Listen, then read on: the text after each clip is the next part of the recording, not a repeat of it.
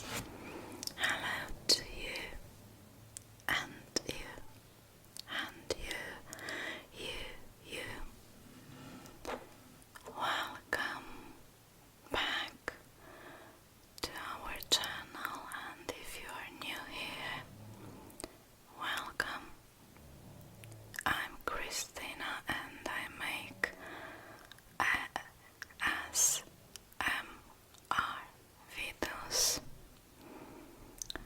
I am back with another true crime story, and I had a request to do another close-up whispered true crime story. So sit back, relax, and let's get started. Let's get started. I have a glass of wine. It is Sunday afternoon when I'm filming this, but I tend to post it on Wednesday or Tuesday for the wine and crime series. Here's to you, Chin Chin.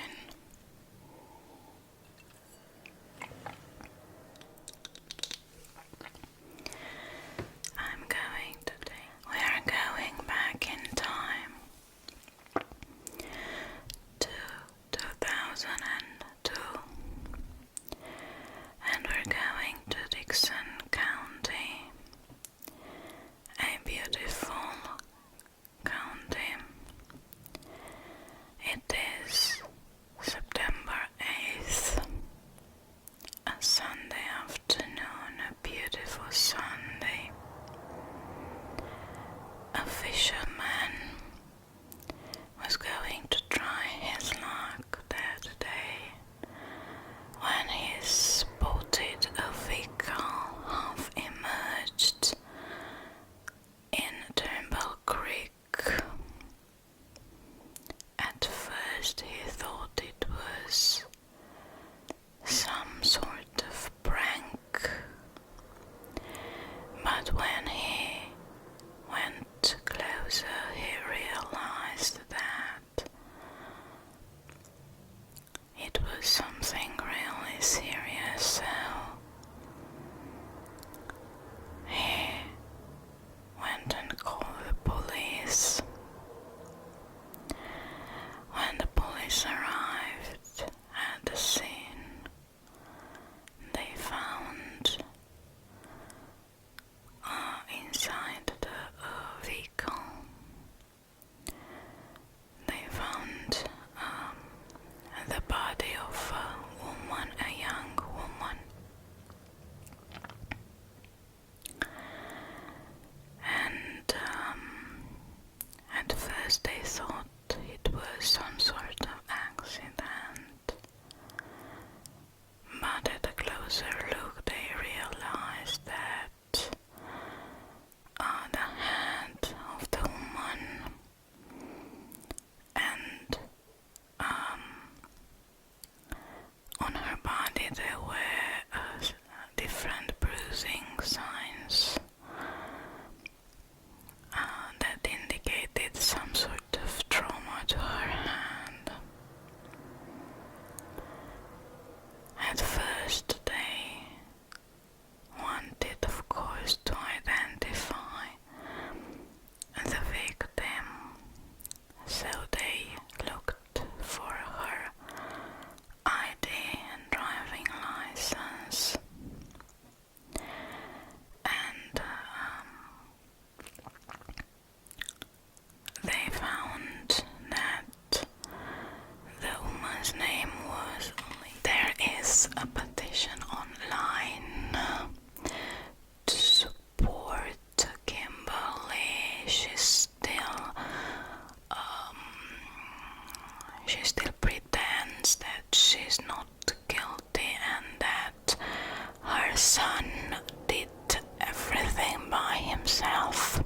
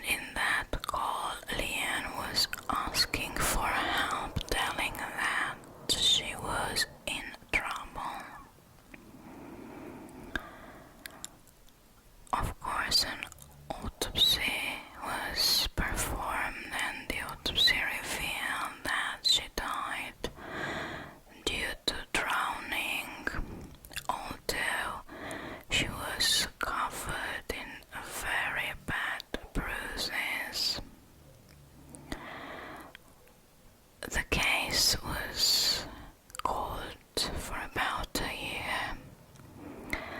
The police tried to follow different leads and investigated these leads.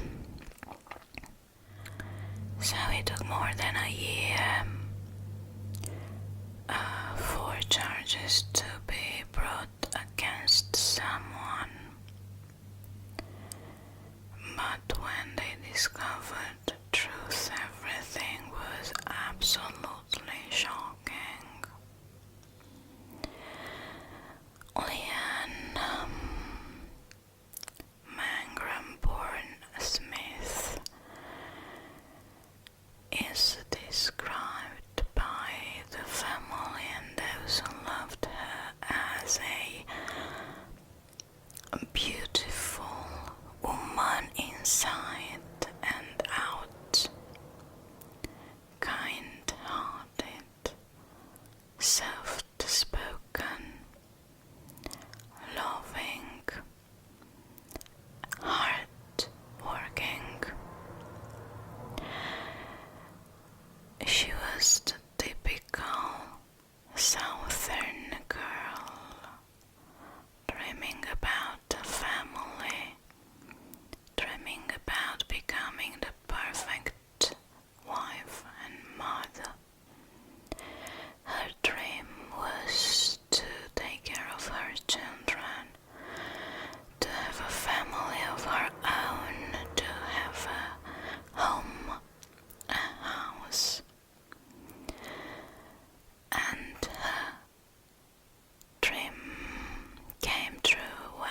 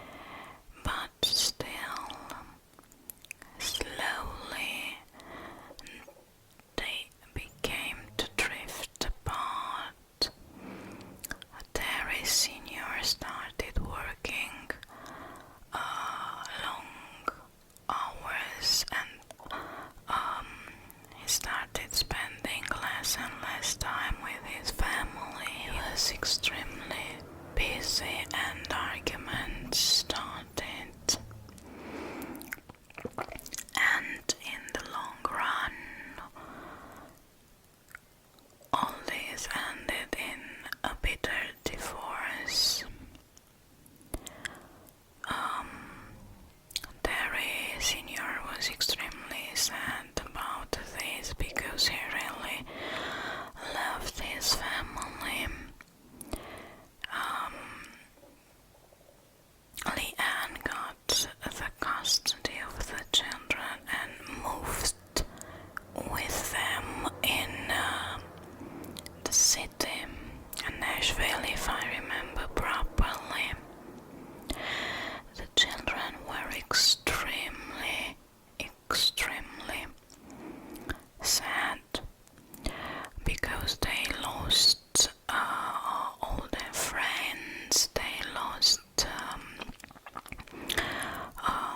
they had to go to new school. Life was different. Their mother was extremely busy. She tried to go back to university to study. She tried to make new friends, and the children felt alone in there without friends. And there was a huge difference between life in the countryside, the life they were used to, and life in the city, and they couldn't adjust themselves to that new life, and they were really sad, and they really suffered. Meanwhile, Terry Sr. started to enjoy life as a single man. So he got married really young with his high school sweetheart, and seeing himself alone without children, without responsibilities, to say so, he started to he loved motorcycles, and at a certain point, while he was riding his motorcycle, he met another motorcycle rider, and they exchanged glances. A very attractive woman in a different way, very different from Lee Ann. These two women are like a sunny day and the darkest night possible. That woman was Kimberly,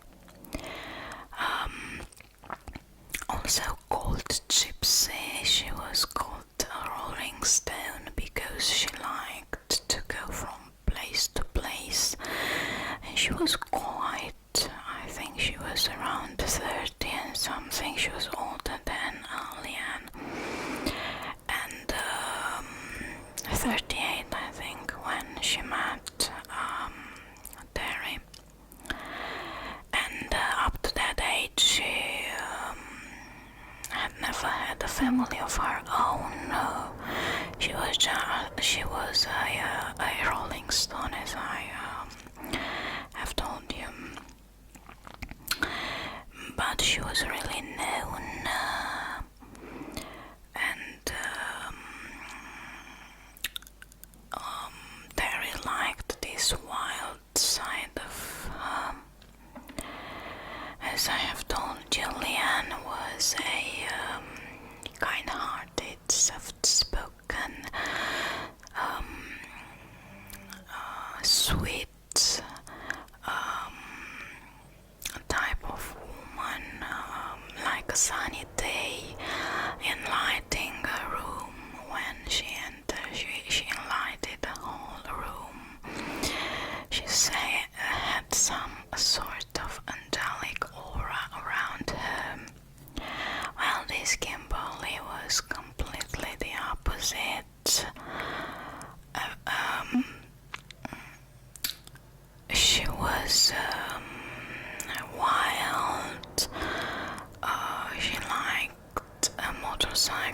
know that's something bad about this.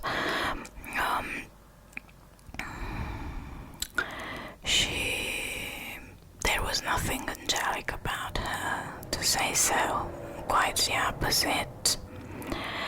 But Terry felt attracted to her, and Kimberly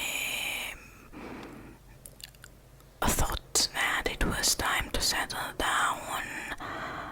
Terry had a beautiful home and offered her financial stability, so they got married. And she understood that Lee Mangrum really loved his children, and she had to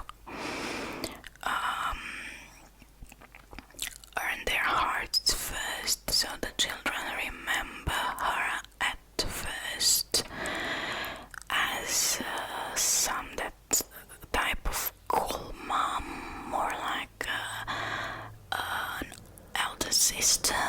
They went to the mall, to the cinema. They had really a good time together, and the children started to like her, and she seemed to love them also. So imagine that these children, so these lives, the lives of these two children had been turned upside down. It was first their parents' divorce.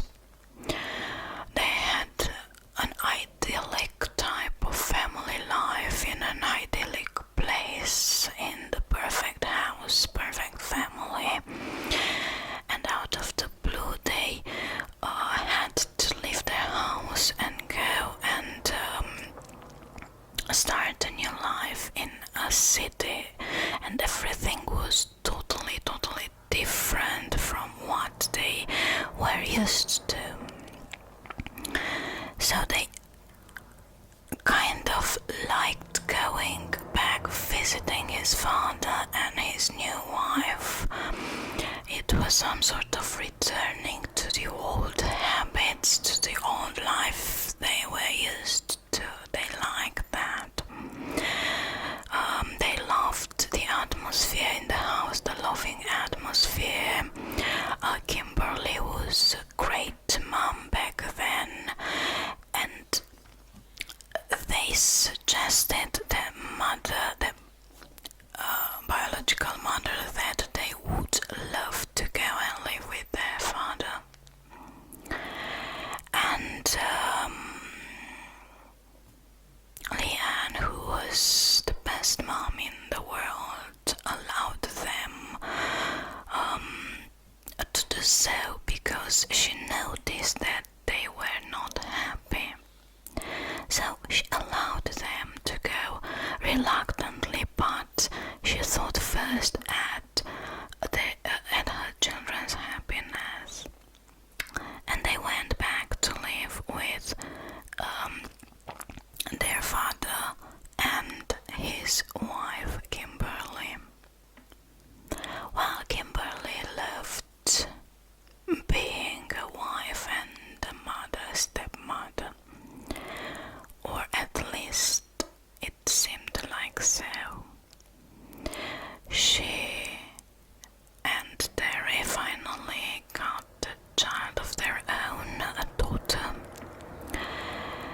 And after she had given birth to a daughter, and the children of his husband came to live permanently with them, everything started to change. Kimberly really loved her life, found her place, to say so, and she started to become obsessively interested in Lee Ann's life. And this obsession gradually turned into hatred, the darkest and the deepest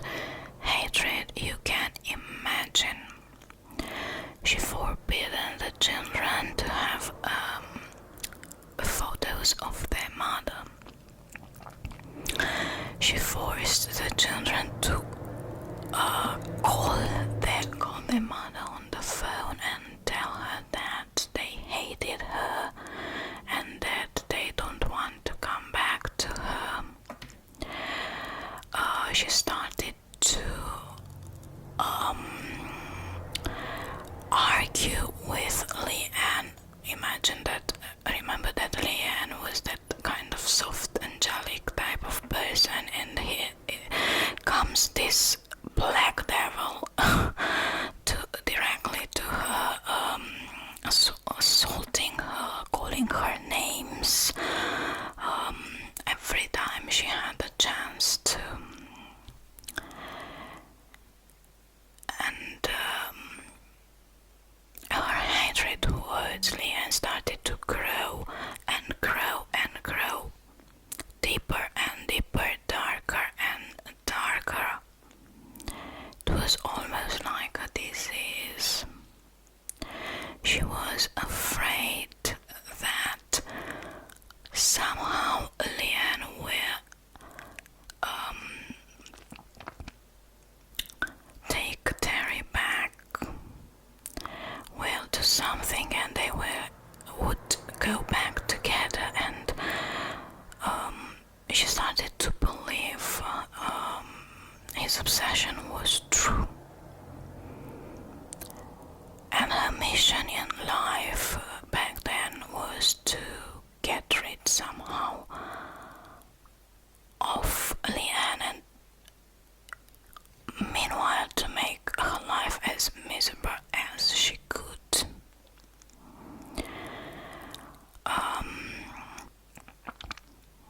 And her hatred turned also against her stepchildren. She started to be abusive towards them, physically and emotionally. And the children were really afraid. They were really scared of her. She constantly threatened them, said to them that she was part of a motorbikers gang, and those people help her anytime and do different stuff for her. So you can imagine what sort of stories, what sort of evil things she told those poor children.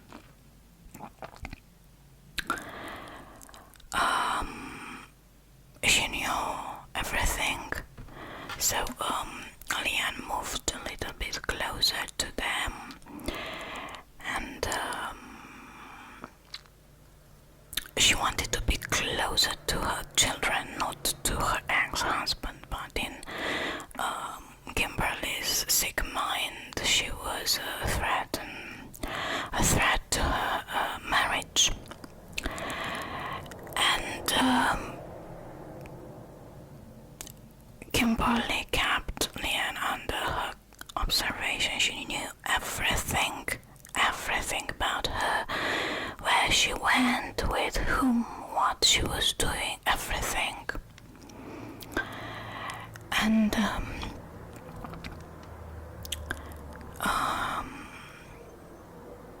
she somehow did in such a way that Lee Ann lost completely the custody of her children. While Lee Ann was away on some sort of holiday, from what I've understood,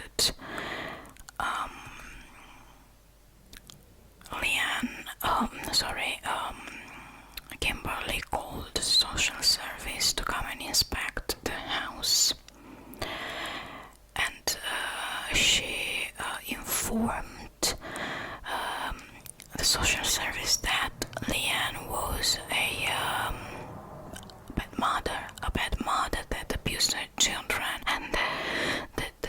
were treated really badly, and that she has info that Lee Ann was also some sort of anxiety pill user. So the social service came, and there was no food in the house, which was understandable, but they didn't know that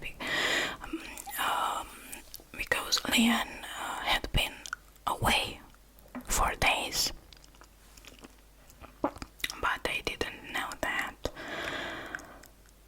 I think the system failed so badly, so they took the children away from Lee Ann completely. Lee Ann lost the custody, and they gave full custody to Lee Mangrum Sr. So the system failed. They took the custody so easily, but failed to see that was something wrong with their stepmother. I keep wondering why nobody had never noticed that something was wrong, that those children had bruises and burning marks, and they were terrified.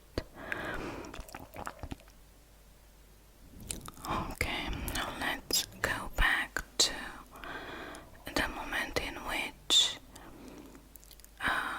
Lee Ann lost custody.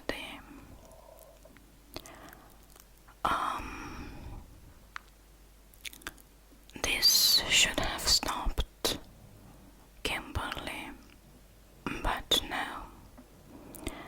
She continued her war.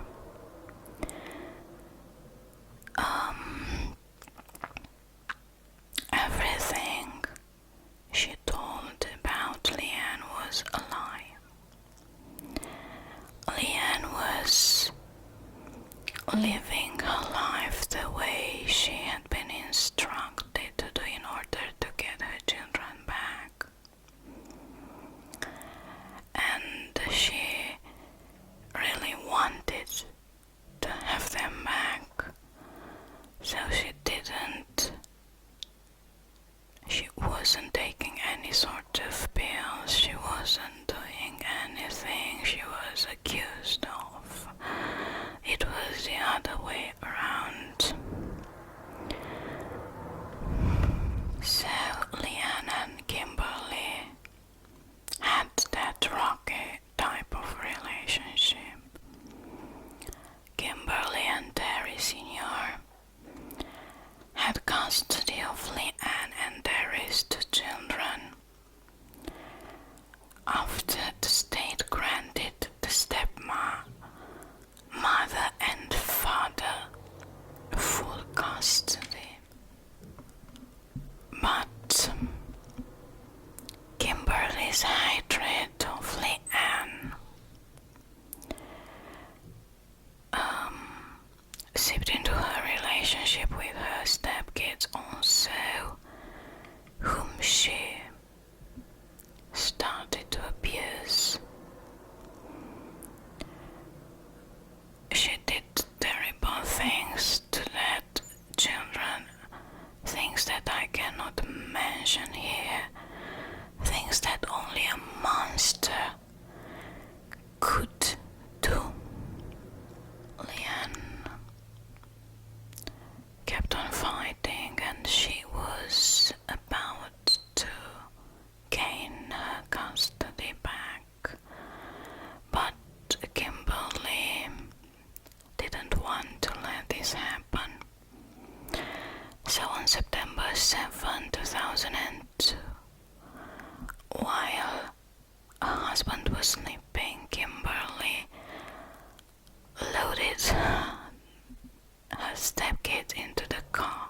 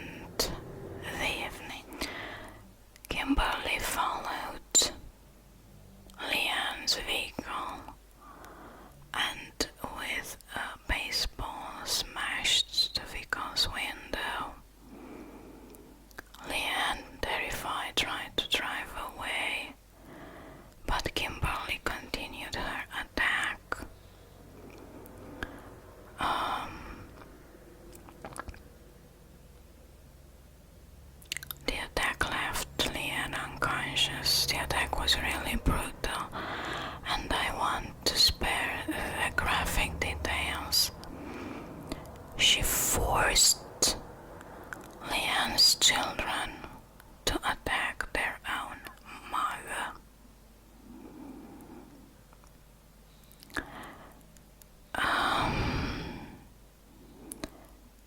Lee Ann was unconscious, but she was still alive. So they put Lee Ann back in her car and moved her to the edge of the creek.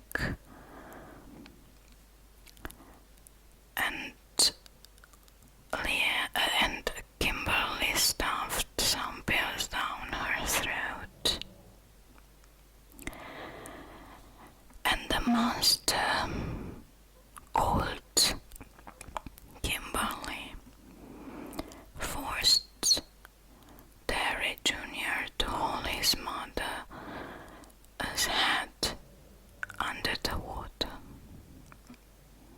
The police found out the whole story when the daughter broke down and told the police everything. She revealed the truth. The evil Kimberly intended to make Terry Jr. fully responsible for Lee Ann's death. She forced him to write a note in which he pretended to be fully responsible for everything that had happened. Confronted with his sister's declaration, Terry Jr. confirmed her story and told the police everything.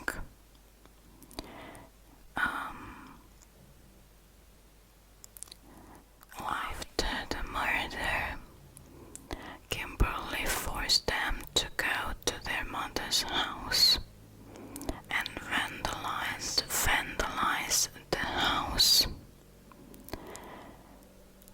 That's why the police found in the house some evidence. They found some blood and a palm print, and in front of the house they found a cigarette butt with some lipstick marks on it. And when they got the results from the lab, they were totally appalled to see that the blood belonged to a DNA, a male relative of Lee Ann, and the palm print belonged to her daughter. And that the cigarette butt in front of Lee Ann's house in the driveway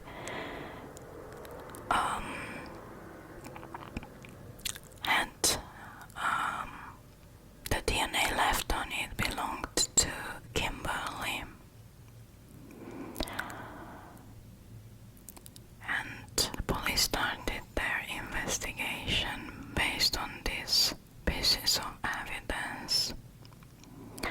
Kimberly completely denied having everything to do and invented some sort of stories that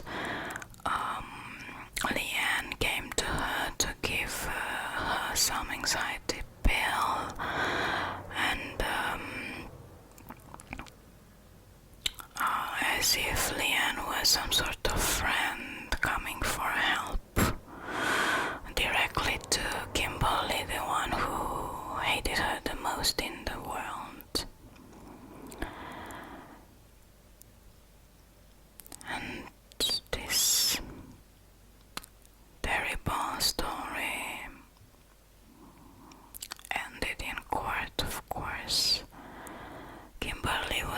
released on bail, but she fled the area,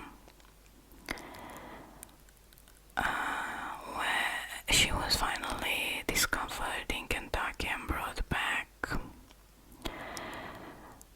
Terry Sr. wasn't aware of his ex-wife's murder until later,